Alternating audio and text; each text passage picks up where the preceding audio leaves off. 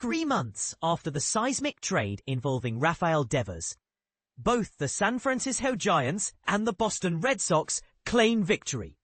But the details are fascinating. Just 3 months ago, on June 15th, baseball fans were stunned when the Red Sox and Giants orchestrated a significant trade that shook the foundations of Major League Baseball. Typically, such colossal trades come along with whispers of interest and speculation among media and fans alike. But this deal was out of nowhere. It saw the Giants acquiring the dynamic all-star Rafael Devers in a 5-player exchange that also involved right-hander Jordan Hicks, lefty Kyle Harrison, and outfield prospect James Tibbs. In the grand scheme of baseball, 3 months may not seem very long, especially considering that players frequently sign contracts that extend well over a decade.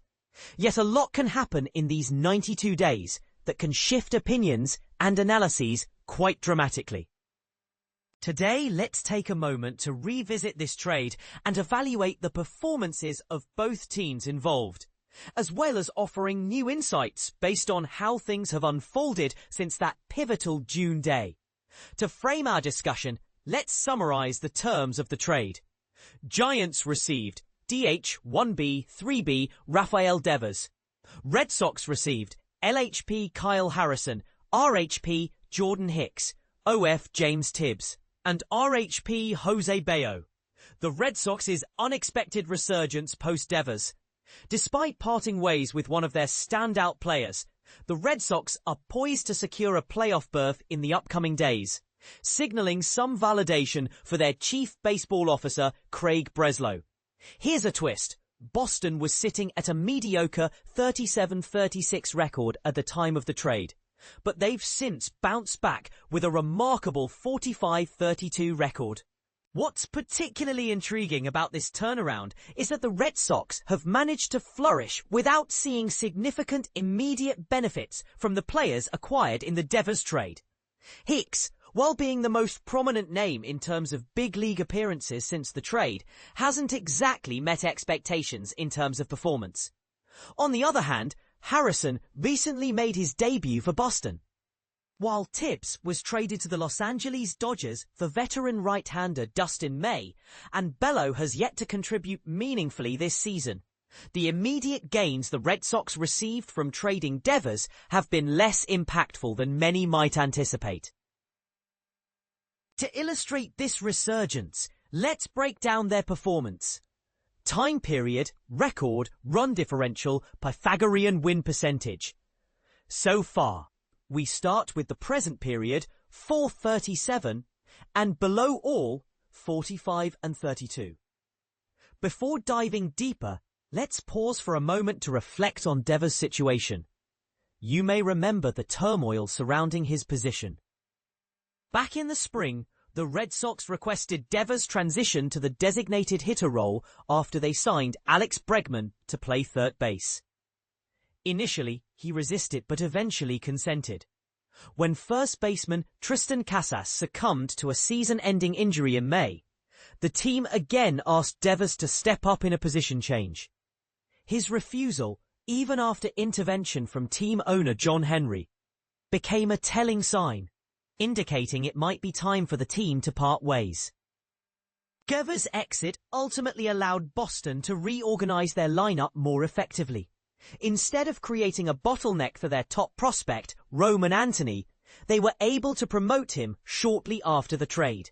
Anthony quickly became one of their standout performers before suffering an injury in September. Additionally, they bolstered their first base position by acquiring Nate Lowe late in the season.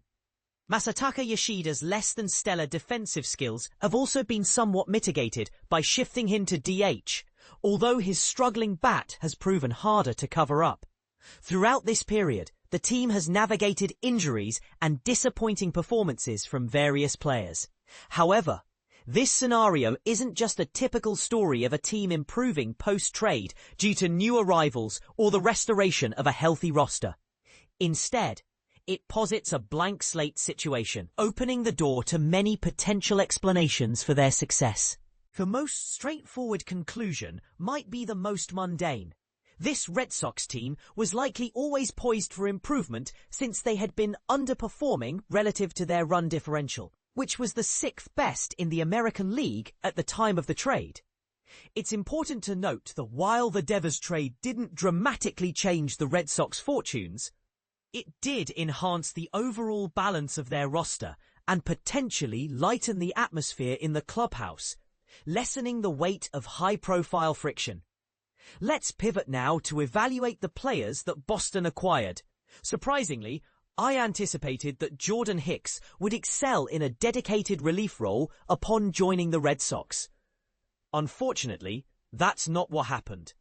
Boston adjusted his pitching strategy, shifting his focus from his sweeper to utilizing his sinker more frequently. As a result, he has seen a decline in strikeout rates, coupled with an uptick in walks, culminating in a concerning ERA. Hicks remains under team control for 2 more years, which means they might continue to refine his approach. But if the tinkering doesn't lead to improvement, a decision might need to be made before next summer. Kyle Harrison, on the other hand, only recently made his major league debut.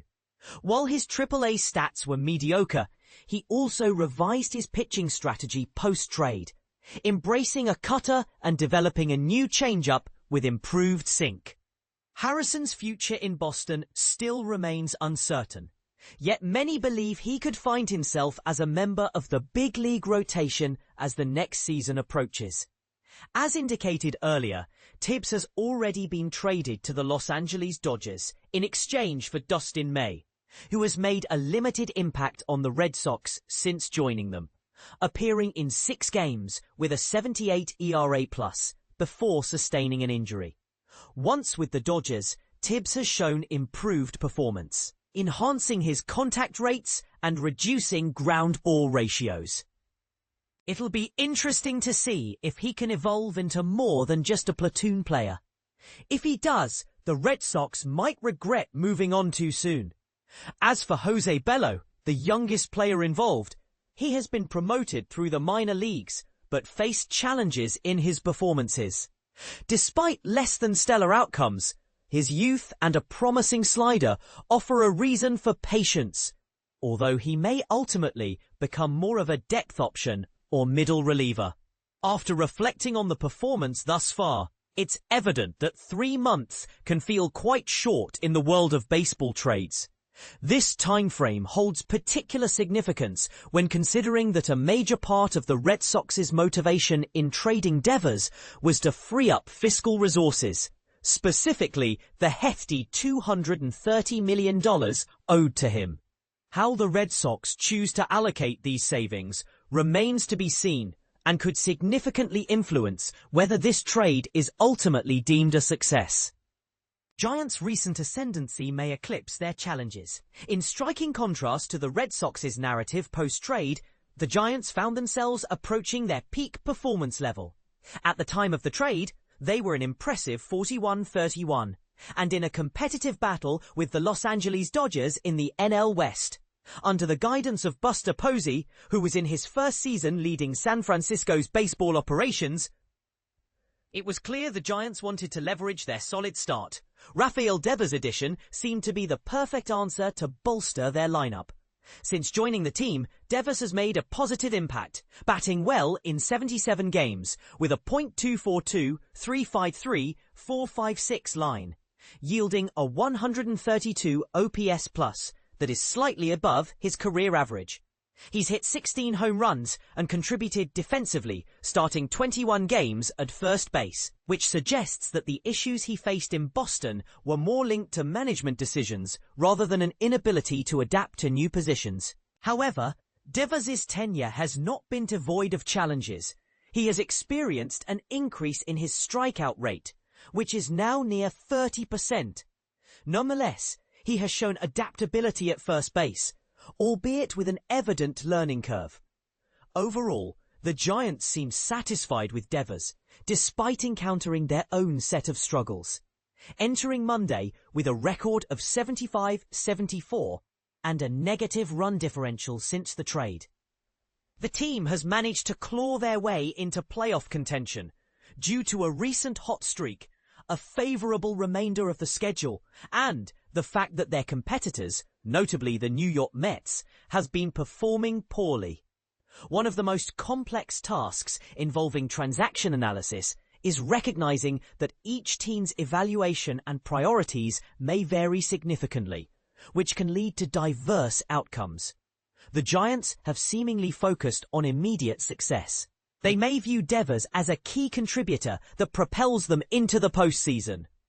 If they make it to the playoffs, they'll likely feel justified about their decision to acquire Devers, believing he was instrumental in their success. However, perspectives may shift in the future, especially if Harrison emerges as a quality starter, or if Devers struggles to maintain performance as he ages. This brings to light the question of opportunity costs, pertaining both to financial expenditures and prospects relinquished in the deal. For now, it's fair to acknowledge the achievements of both Breslow and Posey.